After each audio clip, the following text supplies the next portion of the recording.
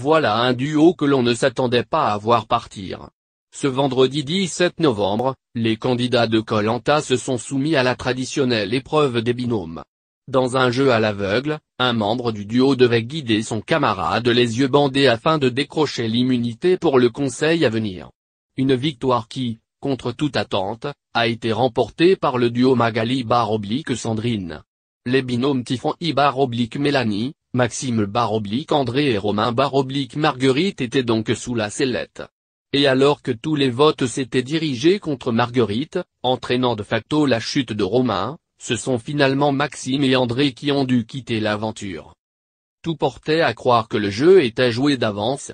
Exaspéré par l'attitude de Marguerite, l'aînée de cette saison, la grande majorité des rescapés de Koh-Lanta avaient décidé de l'éliminer.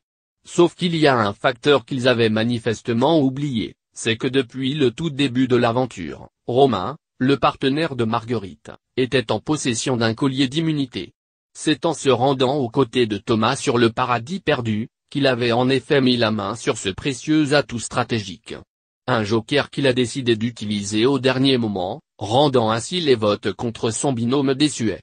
Second sur la liste, Maxime a en effet été éliminé par les aventuriers pour son côté girouette, entraînant ainsi l'élimination de son partenaire André.